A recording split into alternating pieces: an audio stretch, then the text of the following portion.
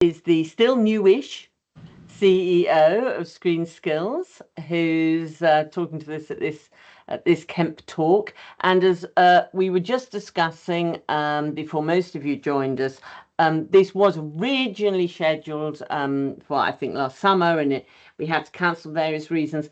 But it actually works out as very good timing, because Powering Skills, the new strategy, has just been published, as I'm sure most people here probably know and have quite probably looked at it.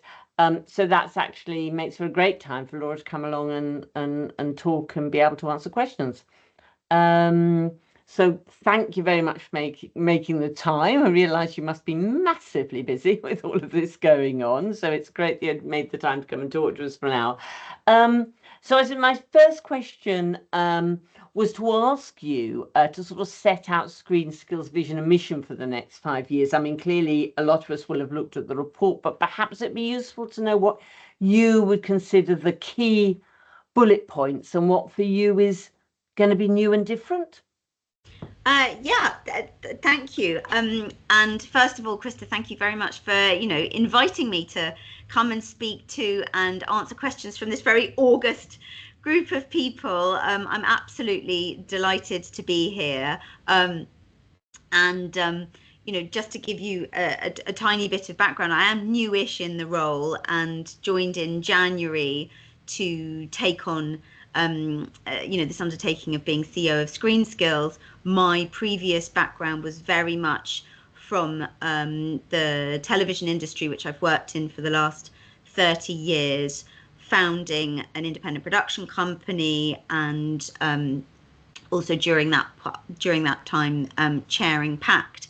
So I bring to the sort of skills landscape that production perspective and that business perspective, but I don't bring a background other than having been in education myself in the past.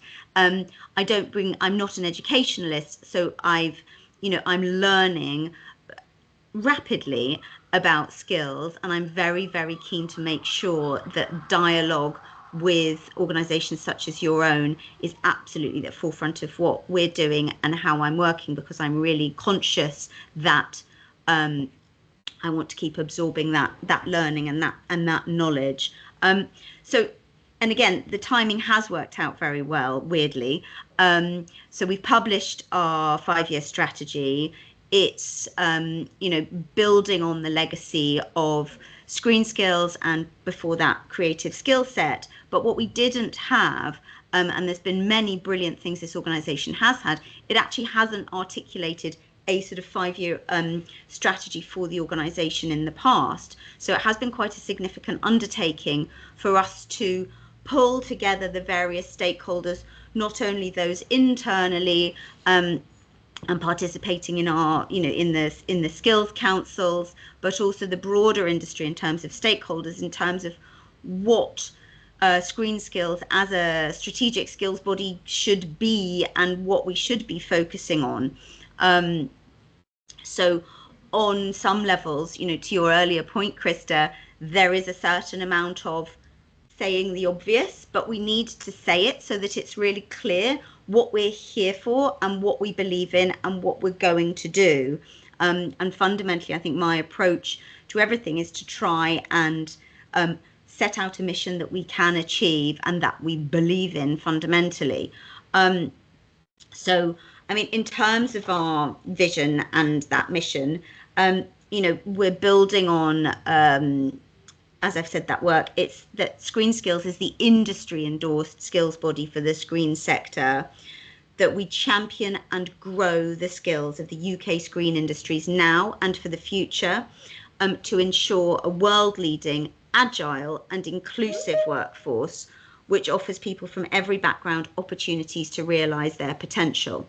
And we've included a lot of these words in our strategy, those words about world leading, agile and inclusive, and put them at the heart of what we believe in, because we think that those really are the key to us supporting the screen industries and keeping those at the forefront in a time where things are changing very, very fast.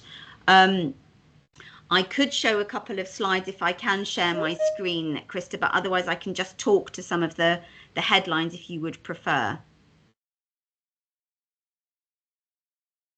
Oh, she's mute. I can't hear you. Oops. Happy for you to do so if you can, make the tech work.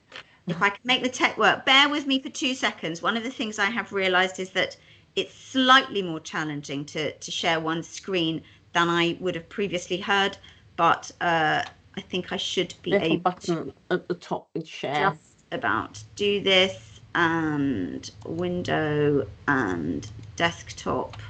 And if I open that, then hopefully you can see this PowerPoint, and hopefully that page has opened. Can you see that? You've got a blank at the minute.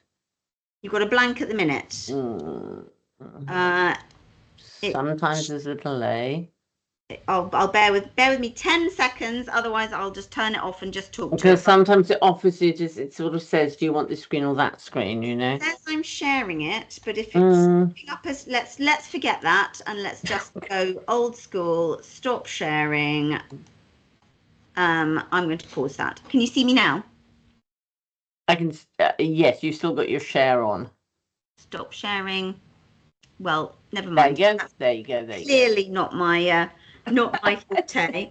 So ultimately, what we're trying to do over 5 years is to power the skills needed. That's why we've called the strategy Powering Skills, to build, as I've said, a world-leading, inclusive and agile workforce for the UK screen industry now and for the future. And we're seeking to change the dial over those 5 years in 5 key ways. There's 5 key outcomes that we're seeking. And that's about the quality of the workforce, that the sector can have a highly skilled and well-trained workforce. Skills gaps and shortages will be quickly identified and addressed, that the screen workforce will be more diverse and inclusive, better reflecting the diversity of the UK. Future looking, that the workforce can be agile and more responsive to emerging and future technologies and working practices, and collaborative.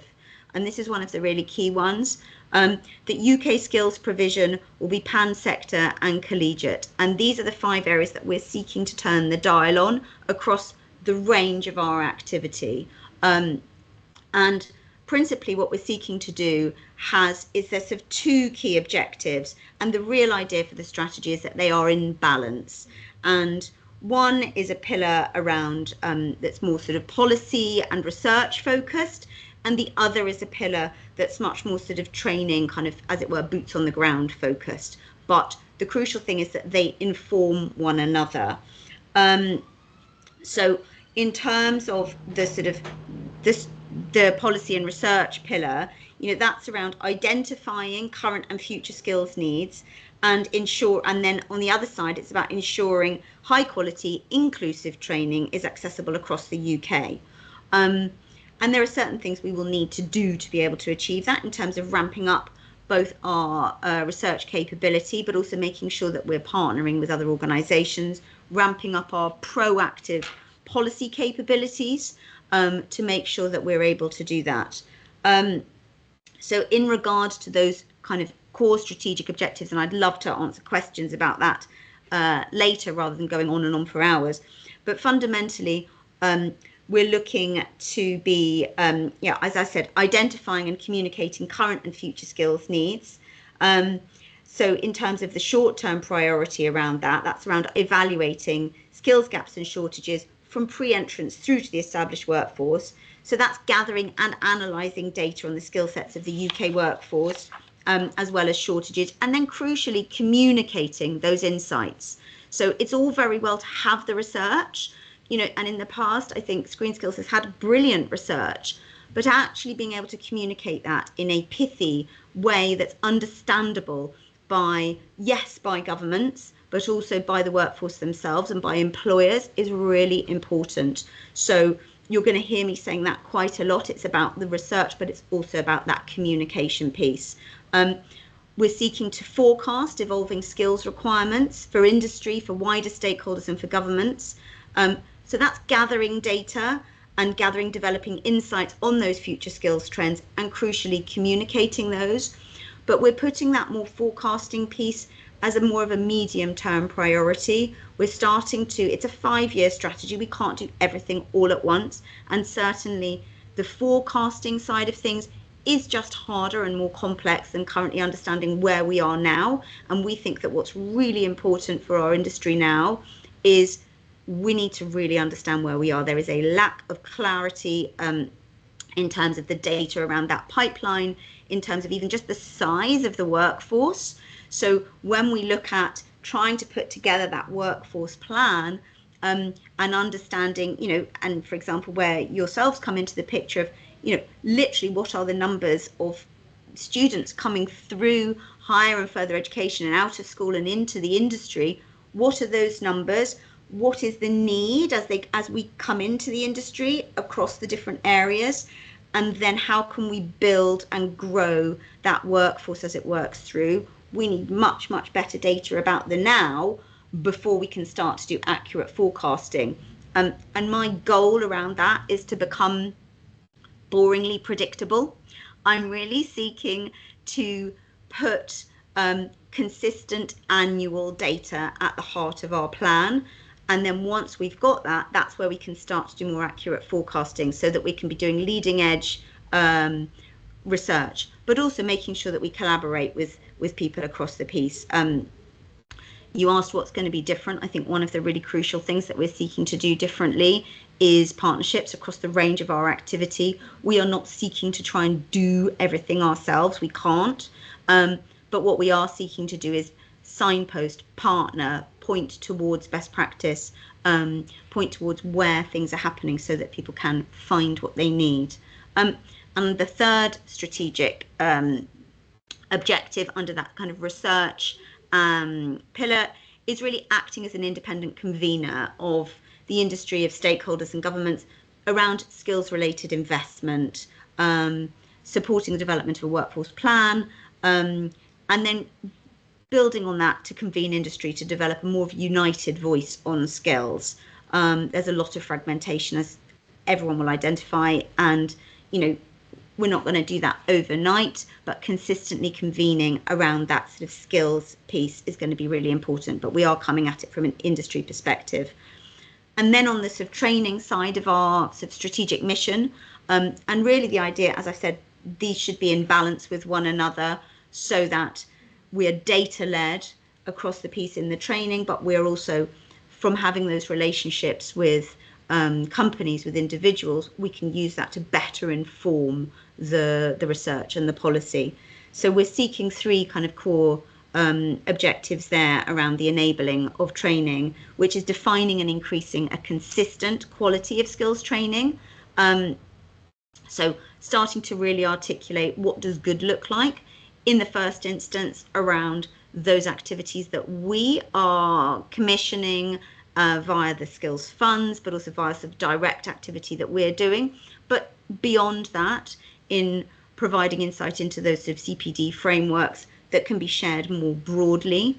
But I am a real believer in, you know, you've got to start getting your own house in order before you can start giving other people advice about what good looks like. So really for us starting to articulate that more clearly. We have an amazing standards team here at ScreenSkills that develops standards for apprenticeships. So looking at how we can bring some of that sort of standards development together with some of the other training work that we do to create a really coherent offer that really speaks across the piece to each other is something we're really seeking to do. And to build our training passport offer, which is a way of simplifying the again, the frameworks of training that's out there, not only training initiatives and programs that we offer, but those that other people offer, to ultimately capture in a digital passport that freelancers and people can take from employer to employer and show that they've got the sort of requisite qualifications, the requisite training that they need. We're seeking to simplify the skills provision landscape in terms of mapping the provision that's out there, in terms of pathway finding and pointing towards provision that's out there. Again, ScreenSkills can't do everything. Of the sort of odd, 100 million odd that's invested in skills training and development in our sector, we're only probably a tenth of that, but we can point towards great work that's going on elsewhere. And then, developing clarity around career pathways. Increasingly people are having squiggly careers, but really being able to help industry, but also help individuals visualize what those career pathways are and how to transition through a career is going to be increasingly important. In terms of that, simplification is really key. This is a more complex environment than it needs to be. And then lastly, commissioning, partner or facilitating training that meets skills gaps and shortages. And really, we've clearly articulated that, because that is the point and focus of, the work that the skills funds are doing, being data led in how they do that, but also seeking to make sure that we're doing that around the e-learning, and really seeking to build on partnerships to leverage expertise, and to further leverage investment. There is a limited amount of money in the sector, and therefore by seeking to do more partnerships down the line, it will help everybody. So ultimately it's a 5-year strategy. We're not seeking to do everything all at once immediately. It's going to be a question of phasing these things through.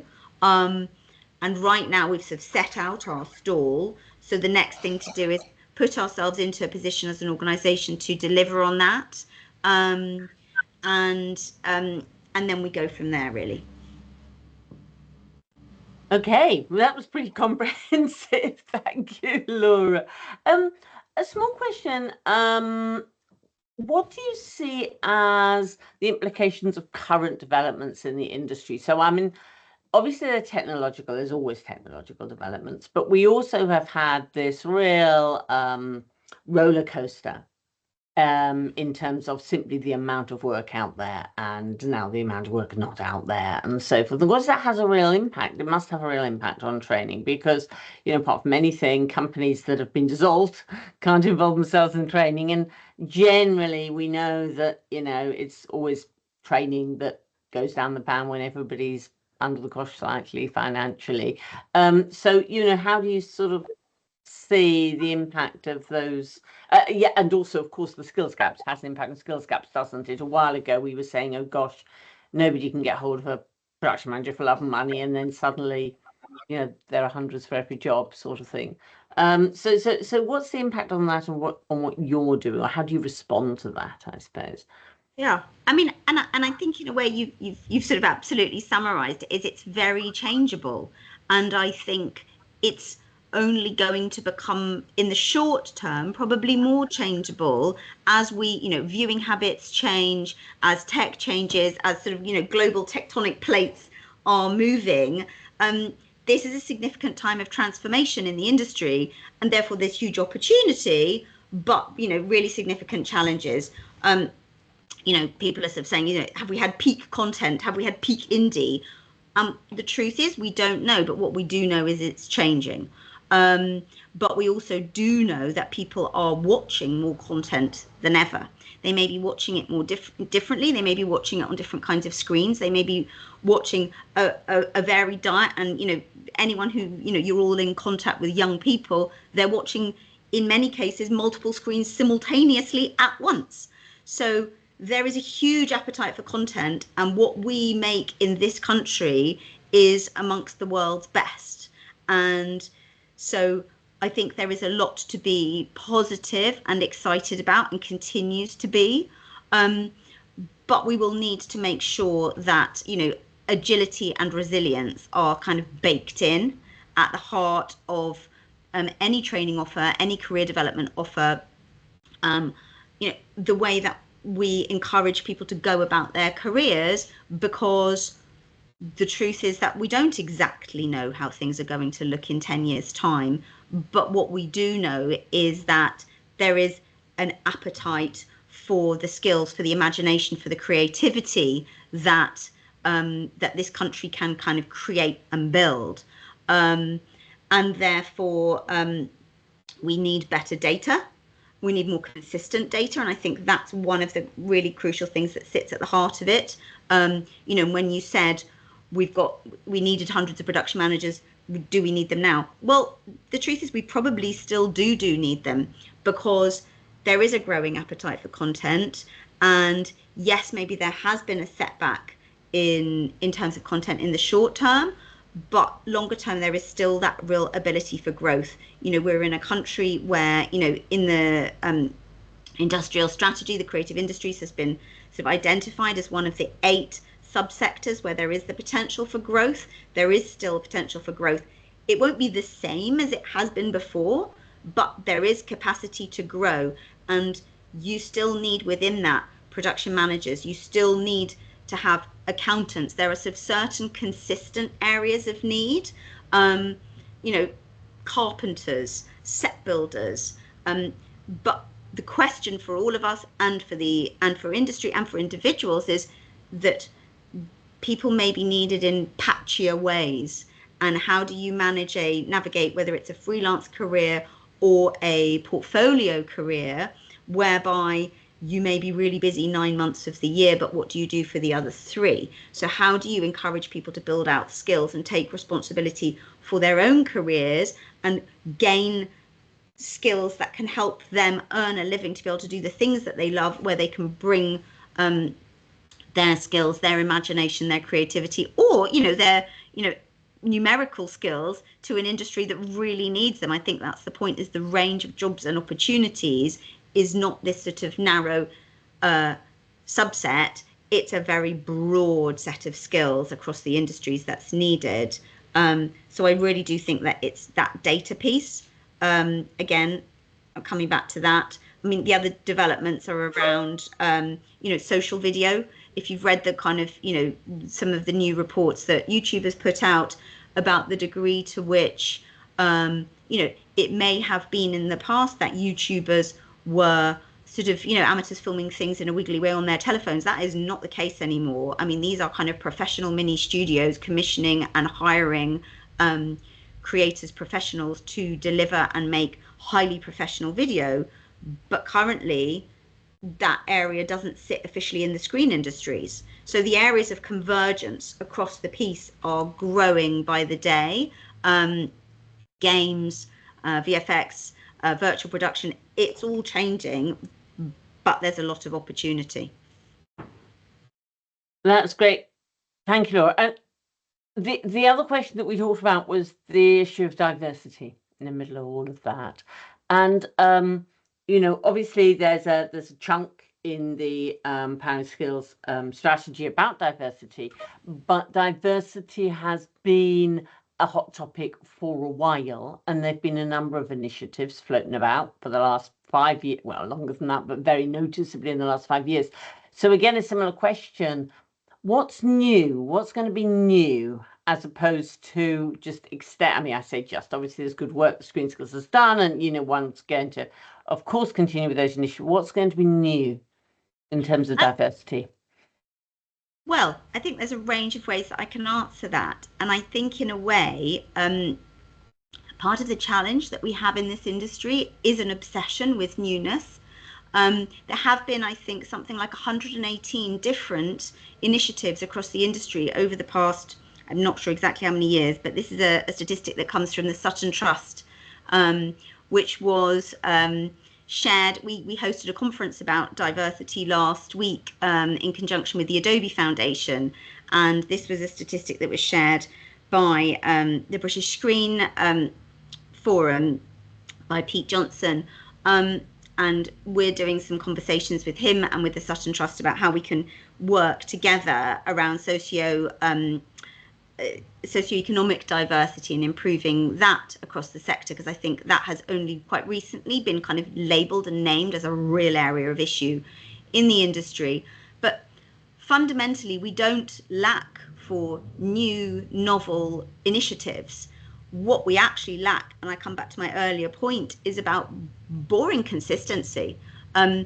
Actually, what we need to do is not do new and exciting, sparkly things. We actually just need to keep on keeping on.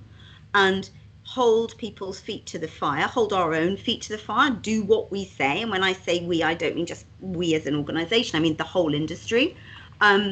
Because it's not rocket science what we need to do, but we need to do it. So, consistent professional hiring practices, hiring out of your comfort zone, not labelling people who look or sound different to you as a risk. There's a whole plethora of things that we can all do to improve diversity in our industry. Other industries have managed to do that. There is really no kind of logical reason why we can't, but there are lots and lots and lots and lots of micro reasons why we haven't improved things as much. And therefore, I think it's about all of us working together. No one organisation can solve this on their own.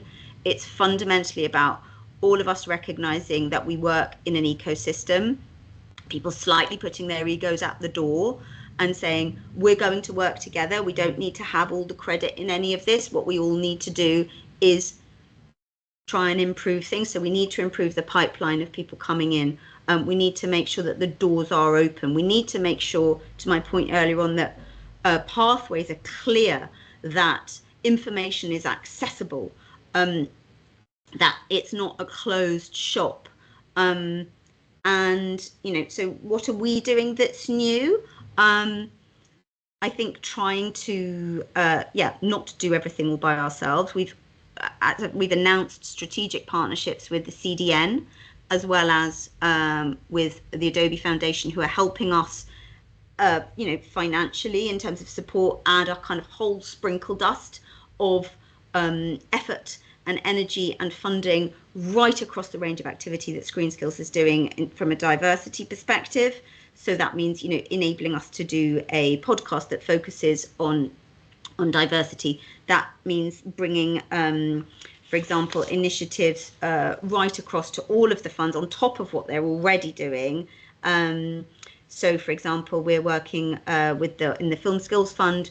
We have a proposal, not as a proposal, it's just about to start, working with deaf, disabled and neurodiverse people at mid-level to achieve paid placements in post, virtual production and VFX, to Leaders of Tomorrow, which the high-end TV fund which very much focuses on building that next generation of leaders who change the dial looking forward.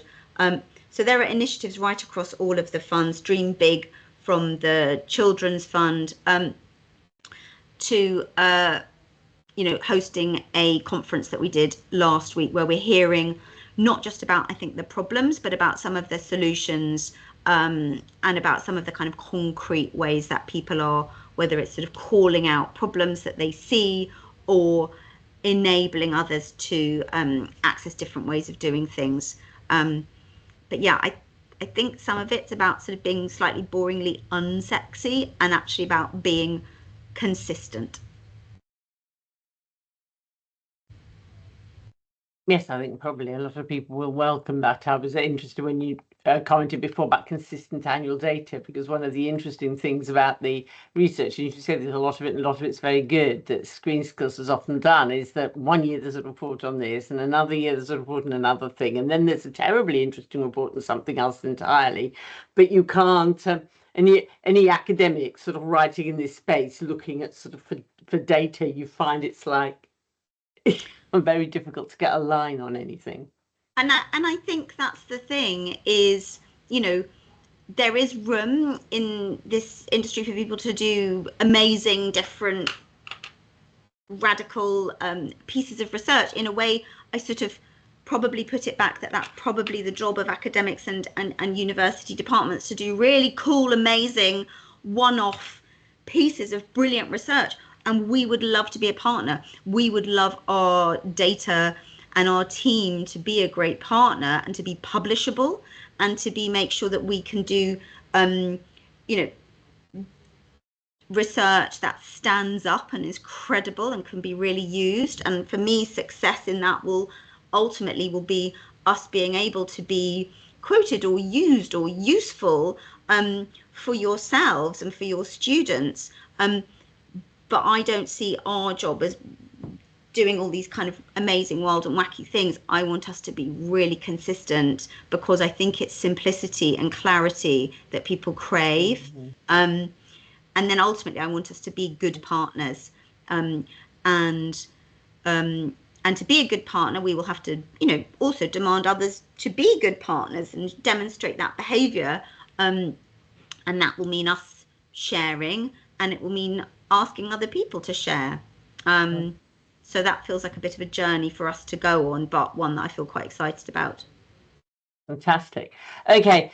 I'm going to ask you, I'm going to skip that because, yeah, I do have a question here about the WorkWise initiative funded by the BFI. So what do you see as the impact? So the WorkWise initiative, for people aren't aware of it, is about management and employment and I don't know, doing things like employing people legally and radical things like that, isn't it?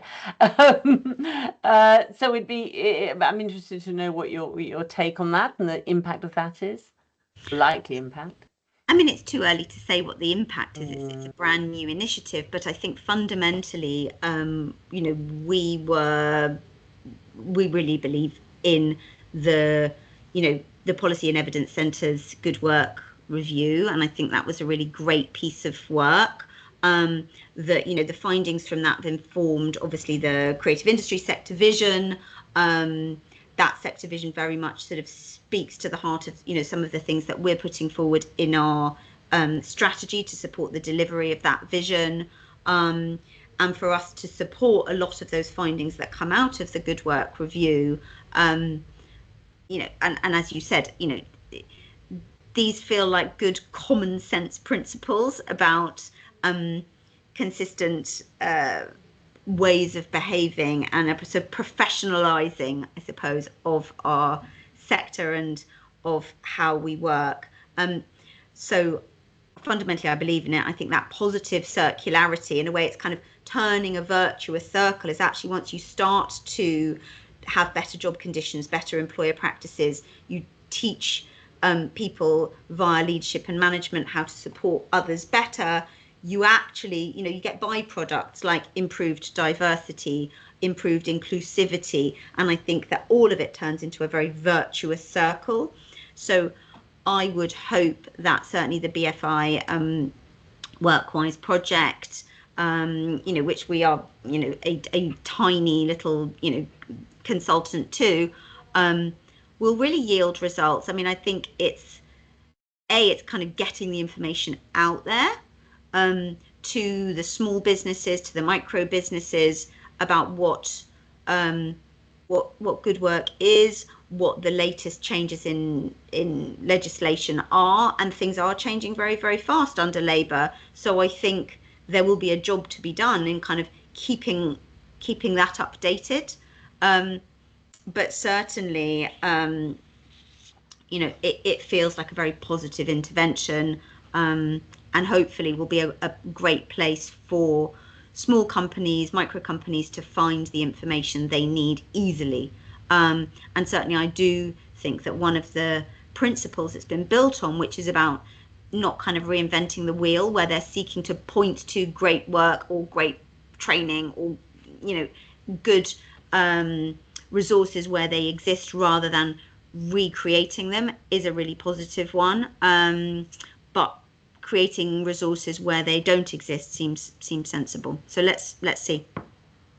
Okay, your final question, and obviously you're talking to an audience that is largely made up of people in the higher education sector, who of course do two things. I mean, we're researchers, but we're also educators. How do you see your formal relationships with higher education developing? Maybe that's slightly unfair because I know you haven't run your review of Select yet, but you can give it a whirl.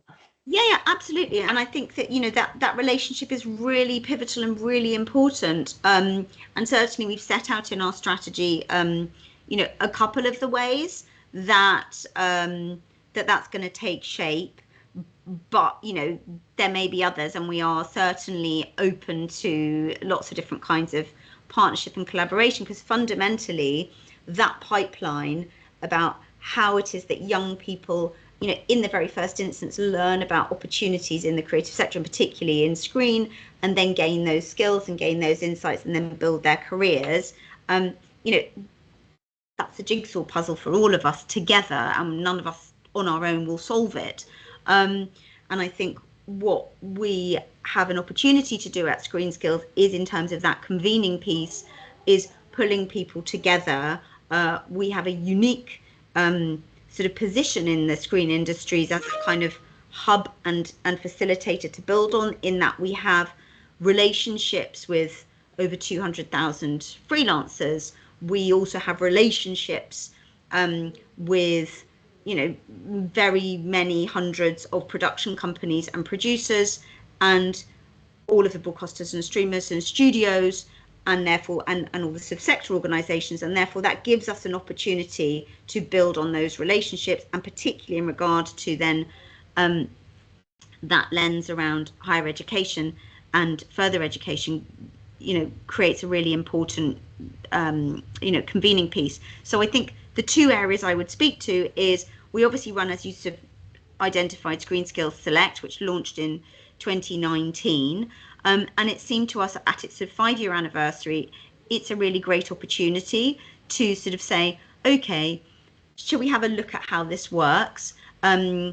Is it working as well as it possibly could? I mean, from the statistics that I've looked at, the satisfaction rate from education providers with it as a service is incredibly high. I think so, something like 97% satisfied, so very, very high. But I think that the industry awareness of Select and what it offers, and of actually, it's an accreditation program whereby, to come through it, institutions have to really demonstrate some real rigor. And actually, I think that could be better understood in the industry. So I think there is an opportunity to do a review, and what we have committed to is an independently chaired review. So it's not effectively us marking our own homework and going, oh yeah, marvelous, aren't we brilliant?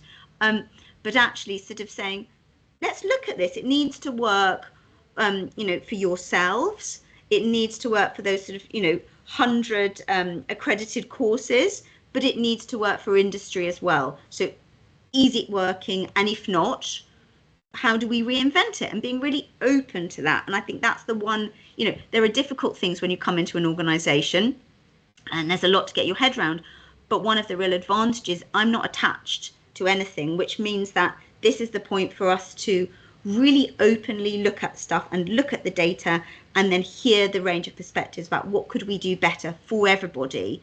Again, so that sort of industry perspective, particularly in courses which are intending to lead towards particular careers, so that there can be that real integration between, and that real close relationship between industry and between education, that would lead to kind of great outcomes, as well as a brilliant learning experience. I mean, the whole point of going to university is not necessarily just for the skills and the learning.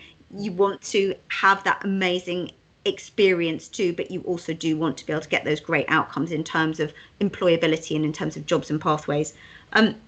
So that's, I suppose, part of the reason why we're doing that independent review, and I'm really happy to answer questions. It has not started yet. We have not yet sort of recruited the chair or put together the terms of reference of that, so that will be next. I mean, one of the challenges of putting together a strategy is you sort of setting your stall out. Now we've got to do it, and there's quite a lot to do.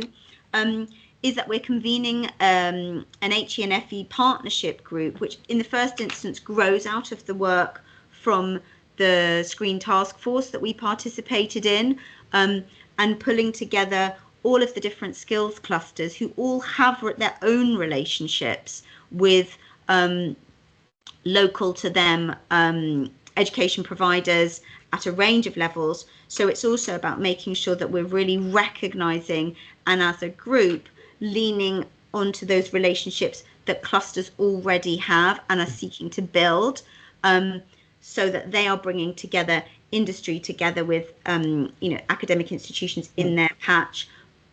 But that ScreenSkills' job will be to pull that together, so that as a group we can share practice about what's working, share practice about how we might work differently, and also recognizing that there are organizations who aren't in anyone's cluster. And so in the first instance, in terms of who does what, the goal is that, ScreenSkills will manage the relationships with organizations who are not in a particular cluster, as well as with those strategic sort of UK wide organizations. But that group, which will meet for the first time, I think it's next week or the week after, again, step one is get together, and then step two is look at how we can work through really building something that feels like a meaningful, coherent set of relationships that aren't duplicative or overlapping or competitive.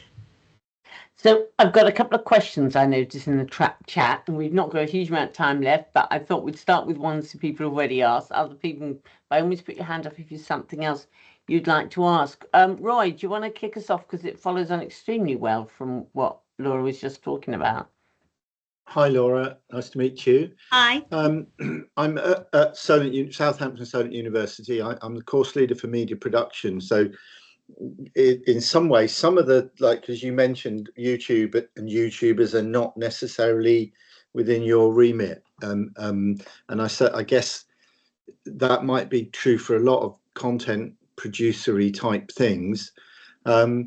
But the challenge I'm facing, and I think this might be something that's replicated elsewhere, is you talk to people in FE and you look at the numbers we're recruiting these days to courses which historically recruited really well and have good employability, is that young people are saying they don't want to go to university. They want to go into apprenticeships and work-based learning. And that's great. I don't have an issue with that at all. But I think there's one challenge there, which I'll come to in a second. But the real key here is, in that world, what is the role of universities? Now, the challenge for us in Southampton, say, for example, is that there's lots of media businesses around, or content creatory businesses, or filmy businesses, or screen businesses, but they're all very, very small. We don't have a big media company here. They just don't, they're not there. And those businesses are, generally speaking, don't have the capacity to deliver and support apprenticeships and those kinds of learning. And it feels to me that that's an opportunity that universities could help step into. I know that Artswork, I don't know if you're familiar with Artswork, they've done some really good work around this, getting young people into creative industries. And for a while they had a scheme called Kickstart, I think it was called, where they would actually manage the apprenticeships, and they would do all the funding and do all the management, but then they would place, it would be kind of like a long-term internship with a small company, and that small company might be just 2 people, but then placing someone with them to have a meaningful experience. So it doesn't feel like that it's not like we need to reinvent the wheel. Their models clearly exist. They've clearly been run, evaluated and tested. But it feels to me that universities probably need to rethink how they do this, because we're not going to have like a business come to us and say, here's 10 apprentices who want to do production management or content, whatever. They're just not there. That's not going to happen. And that's the model we're geared up for, is for big loads of people to come in and say, we'd like a partnership. So how do we reverse that? And is that something that you have in mind? First of all, thank you for your comment, and it would be great outside of this to kind of follow up separately, but I think you're absolutely right. There is a potential role for universities in this, and there is a potential range of conversations to have, because I think it is that sort of scale challenge that is part of the reason that when you look at our sector, the take up in apprenticeships is very considerably lower than in other industries. And if we're going to get that kind of people from a broader range of backgrounds into the industry, one of the solutions is apprenticeships, and I certainly think that universities have got a really valuable role to play. I mean, we ran a flexi job apprenticeship pilot last year, that was a very, I say we ran it. I had absolutely nothing to do with it. It's sort of completed after I've as I was walking in the door. But what's been fascinating is actually the learnings that have come out of that, and talking to the employers that employed those apprentices, and they were effectively funded by a combination of Amazon and of some DFE funding, and those smaller indies that effectively took the apprentices for periods of time. They were incredibly impressed with the level, and actually with sort of being forced to have people for longer than they would naturally have had them were it a normal placement. And 76% of them have gone on to sort of employment, which is a really high number.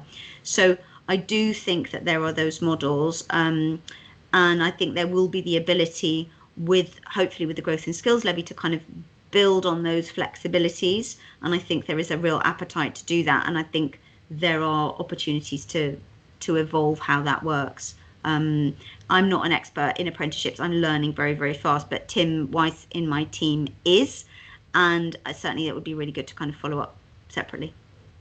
Krista, could you share my email with Laura? Yeah, I can do that. Rather than put it into the chat. I want to sort of move into 16 to 19 education, sort of segueing from HE. I thought, Simon, you might want to ask Laura your question. Hello, Laura. Thank you. Very interesting. Yeah, I'm Simon Quay. I work at the University of Bedfordshire, but I also work with the National Film and Television School, running their academy programme for 16 to 19-year-olds. We get lots of young people who come to the NFTS over the Easter break and make short films collaboratively that can end up being screened in central London cinemas. So they really love the fact they're coming together collaboratively to make films and using high-end kit to make films that are of professional standard. And I'm very interested in A-level provision, because I think historically, over the last X number of years, the A-level specifications have been rather ideological, if I may say, and not necessarily aligned with some of the needs of the sector or the needs of the students or teachers. So, for instance, we've got this absurd situation where A-level media studies can't teach film, and the A-level film studies specifications, where filmmaking opportunities are assessed individually. And many colleagues here who are working in the higher education sector, and certainly colleagues who work in the industry, know that filmmaking for the vast majority of people is a collaborative endeavour. And actually the skills that the students learn when they come together, having to work across the different specialisms, are really valuable to them as they step into the industry. So I'm very interested, Laura, in whether there's an opportunity, you feel, for there to be a better conversation between Ofqual, for instance, that oversees A-level content, and the industry generally. Yes, absolutely. I mean, I think that it's really recognised that the sort of, the skills that you need in the industry are absolutely, as you said, very much around teamwork, and primarily around teamwork, whether it's being in a team, participating in a team, or ultimately running a team. And those are not necessarily the skills that you're gaining as you sort of work through education. So, and I suppose, that was one of the things that that T-levels was being kind of put together about sort of addressing. And, again, as I understand it, part of the challenge is that, having enough placements for people to be able to sort of put skills into practice younger is challenging. And also having enough qualified at that A-level stage teachers that can kind of understand what's needed. But certainly, there is an opportunity to put together kind of really meaningful resources for schools, and certainly the combination of what we're doing, what Interfilm are doing around sort of resourcing for schools, and as well as we've got sort of some really great learning packs for Discover Creative Careers, which is a program that we run for the DCMS on behalf of the whole creative industries, about waking people up to kind of career opportunities and what might be needed. Are sort of some of the things that we can do. But yeah, I mean, I think that certainly it's a really crucial piece of the jigsaw, and it's about articulating what all those different real needs are right across the piece. We've got time, I think, for one more question, if it's reasonably quick, on both the Q and the A. Annie? Let me just lower the hand there. Thank you very much, Laura. It was really interesting to hear about, the 2 pillars and, the 5-year strategy that's sort of just recently been published. I was having a look there, and I was really interested in the idea of professionalising the sector. And I suspect a lot of people within the sector probably think they are professionalized, so they don't necessarily know, do they, that there's so much more that could be done. And I think that's really interesting. I'm kind of making a comment rather than a question per se, but this idea of achieving a diverse workforce and then bringing that with the simplicity and the clarity. One would hope that the simplicity and the clarity that you're talking about will help then enable people to see less risk involved in either the diverse workforce, but also that idea that at the moment freelancers can slightly duck and dive. I was just reading again today that Guardian article about the runners being bullied that came out recently, which I think a lot of us who worked in film and TV, know about. But that's that idea that you're in such a freelance culture that and the profit margins are so tight, and all the things that many of us on this call probably know about.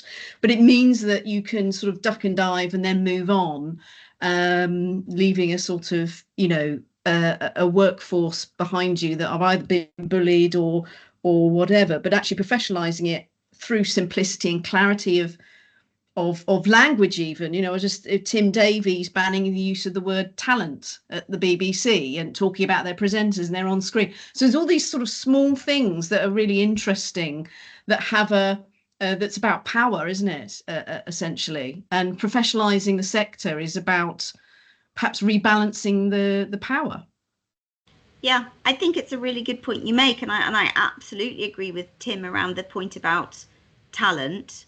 And and having been someone who has spent my career nurturing and supporting yes. talent, working with some extraordinarily challenging people as well as some really truly incredible people, I can absolutely see how these sort of situations occur when people are made to believe that they are somehow different or better than their co-workers. Yeah. And I do think that it's incrementally, and it's only as an entire ecosystem that we make this change. And it is kind of gradual, but it is about consistency and keeping on. It's not about sort of going, right, we've done that now, tick, we've done diversity, we've done inclusivity. It's constant, regular, and part of the challenge is absolutely, as you've identified, in a very challenging world and time where profit margins are squeezed and will continue to be squeezed, that these things are seen as important, and therefore that's the challenge of leadership, and that's the challenge of leadership across the industry, is to demonstrate and keep demonstrating that this matters and to call it out when it's not working. And that's going to be where we need to see, more change. And these things are, they're gradual. It's not going to happen overnight. But I do think that there is a sort of gradual shift towards these, more positive practices. But I'm not so naive as to think, oh yeah, just because, Tim Davies said this thing, or because we're all collectively starting to articulate that it's going to be different tomorrow, because it's not. But I think that we can. I think it feels like there's an appetite across the piece to make a difference. Yeah, and one last thing I was going to say was you were mentioning YouTube, and I know Roy picked that up as well. I was just looking on it. Is it the YouTube Culture and Trends report? I was just seeing whether it was. I've just put it in the chat. You were talking about, you know, different reporting structures and your strategies being published. Is that the sort of thing you're saying about YouTube? We haven't said very much about YouTube in our strategy specifically, apart from the fact that, you know, we're recognizing convergence. I mean, certainly we are having some very interesting conversations with them about a range of different things. They have recently, they're doing a consultation about what their creators need, and Alison Lomax, their UK leader, has published an article quite recently, I think it was in The Independent, that's very, very interesting about the degree to which that is now, I think, the second biggest platform in the UK, and people are increasingly watching it in their sitting rooms. So I suppose it's just about recognizing, and we are very much recognizing that this is changing, and that those traditional divisions are not necessarily going to be the same in the future. And so I think I'm very, very cognizant of that you know, pieces that aren't necessarily traditionally, you know, is that tech, is that creative industry? Well, it's actually it's create tech. So those divisions are merging, and we all need to be mindful that we're actually working in a more future facing way that can recognize those different worlds coming together. Thank you. Okay. Well, thank you ever so much, Roy. I think we've just, yes, it's 4 o'clock. Thank you so much. All of that's absolutely fascinating. And I must say, I certainly, and I think a lot of people here really support this message about consistency. And it'll be a challenging one in an industry where people do like the new bright shiny thing a lot, don't they? But it's a really, really important message. And yeah, absolutely fascinating. People, if you haven't read the Powering Skills, strategy, you probably should. And in the meantime, thanks for attending, folks. The next one of these we're going to do is Barry Dixon from the BFI in a month's time. I think it's the 12th. So maybe see some of you there. And in the meantime, have a good rest of your week. Thank you very much for having me, and really happy to follow up if anyone wants to reach out separately. Thanks for the time. Okay. You can hold on maybe a sec, Laura. I'm just stopping